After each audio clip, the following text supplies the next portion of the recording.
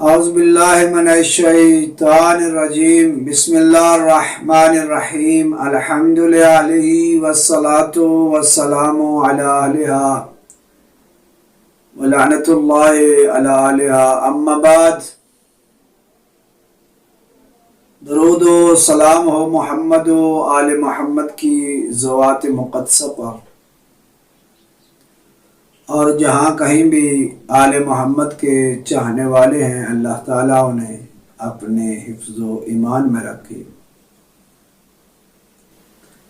آج کا جو موضوع ہے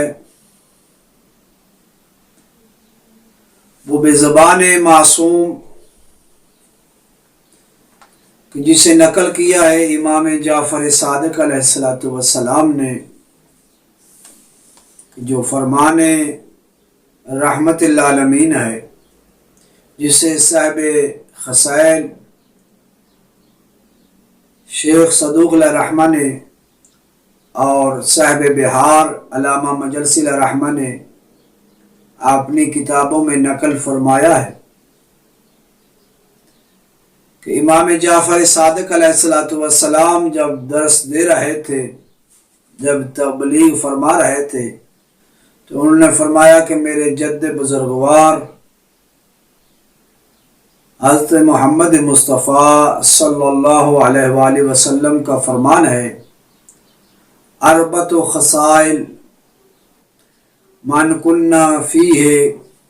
کانا فی نور اللہ العظم، کہ جس شخص میں جو کوئی بھی ہو، اس میں اگر یہ چار صفات پائی جاتی ہیں، اگر ان چار صفتوں کا وہ مرکز ہے، وہ محور ہے، یہ چار صفات جو ہیں اس کے اندر سمائی ہوئی ہیں، تو اس کا مسکن جو ہوگا وہ اللہ کا نور اعظم ہوگا، یعنی اللہ کی وسیع رحمت جو ہے اس کی شامل حال ہوگی، اس پر اللہ کا لطف ہوگا۔ تو امام علیہ السلام سے پوچھا گیا، مولا وہ جو چار صفات ہیں وہ کون سی ہیں؟ تو امام نے فرمایا اس میں سے جو پہلی صفت یہ ہے کہ انسان اپنے پورے کاموں کو ایمان کے ساتھ، کہ کسی لمحہ بھی اپنی کسی کام میں بھی ایمان سے خارج نہ ہو، یعنی وہ صاحب ایمان ہو۔ فرماتے ہیں کہ وہ ہر کام سے پہلے ایسا کام نہ کرے جو اسے اسلام سے خارج کر دے۔ فرمایا کہ وہ ہر اپنے کام میں وہ اللہ کی گواہی، اور فرماتے ہیں کہ میرے جد بزرگوار محمد مصطفیٰ صلی اللہ علیہ وآلہ وسلم کی رسالت کی گواہی دے، کہے اشہد ان لا الہ الا اللہ وانی محمد رسول اللہ، یعنی وہ جو کلمات ہیں وہ عبارت کس طرح ہیں کہ محمد مصطفیٰ صلی اللہ علیہ وسلم فرمایا ہے کہ وہ شخص میری بھی گواہی دے رسالت کی، اور اللہ کی وحدانیت کی وہ گواہی دے اپنے ہر کام سے پہلے، ہر کام کے وقت، بلکہ ہر کام کو محفوظ رکھے اس گواہی کے ساتھ۔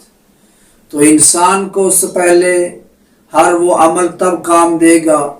جب وہ شہادتین اپنی زبان سے جاری کرے گا۔ دوسرا پھر امام نے فرمایا من اصابت مصیبت قال ان للہ و انا الیہ راجعون، جب بھی انسان کو جب کوئی مصیبت پڑے، کوئی اس پر مصیبت آن پڑے، وہ گھبرائے نہیں، بلکہ اس مصیبت کے وقت امام فرماتے ہیں اس میں یہ دوسری صفت ہونی چاہیے، بلکہ اسے گلے شکوے نہیں کرنے چاہیے کہ اللہ نے ہم پر یہ مصیبت کیسے ڈال دی، بلکہ اسے کہنا چاہیے انا للہ و انا الیہ راجعون، کہ تحقیق ہم جو ہیں وہ اللہ کے لیے ہیں اور ہم اسی کی طرف پلٹنے والے ہیں۔ یہ کلمہ زبان پر جاری ہونا چاہیے۔ پھر مولانا نے فرمایا اذا اصابہ خیرہ، جس کو کوئی بھی جب خیر حاصل ہو، کوئی اللہ تعالیٰ اس پر لطف و عنایت فرمائے، اسے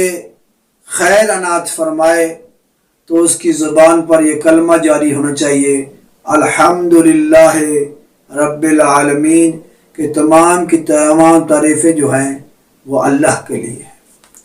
آخر میں جو چوتھی صفت بیان کی گئی ہے، امام نے فرمایا من اذا اصابہ خطیۃً، جب کسی سے خطا ہو جائے، قال استغفر اللہ واتوب الیہ، وہ یہ نہیں کہ اس پر دوام دے، بلکہ مولا فرماتے اس پر نادم ہو، پریشان ہو، اور اس خطا کی وجہ سے اللہ کی بارگاہ میں وہ التجا کرے اور کہے استغفر اللہ، اے اللہ میں تجھ سے مغفرت طلب کرتا ہوں، واتوب الیہ، اور اس خطا پر میں آپ کی بارگاہ میں توبہ کرتا ہوں۔ تو رحمت اللہ عالمین فرماتے ہیں جس میں یہ چار صفات ہیں، اس کا جو مسکن ہے وہ عام مسکن نہیں ہوگا، اس کا مسکن وہ اللہ کی رحمت ہوگی، اللہ کا نور اعظم ہوگا، یعنی اللہ کی عظیم کرم اس پر ہوگا۔ ہمیشہ انسان سے یہ چیزیں بیان کی گئی ہیں، ہمیشہ انسان سے ہوتی ہیں۔ اللہ کبھی کسی کو نعمات سے نوازتا ہے تو اسے یہ نہیں کہنا چاہیے کہ میں نے یہ کیا ہے، بلکہ یہی کہنا چاہیے کہ اللہ نے مجھے خیر عطا کی ہے، میں اس کا شکریہ ادا کرتا ہوں۔ شکریہ ادا کرنے کے لیے اللہ کے حبیب نے فرمایا ہے تو اس وقت کلمہ الحمدللہ کہنا چاہیے۔ جب مصیبت آئے تو اسے پریشان نہیں ہونا چاہیے، بلکہ اسے کہنا چاہیے انا للہ و انا الیہ راجعون۔ اور آخر میں جب انسان سے کوئی خطا ہوتی ہے تو رحمت اللہ عالمین نے فرمایا ہے اسے فوراً استغفار کرنا چاہیے اور اللہ کی بارگاہ میں توبہ کرنی چاہیے۔ الحمد للہ رب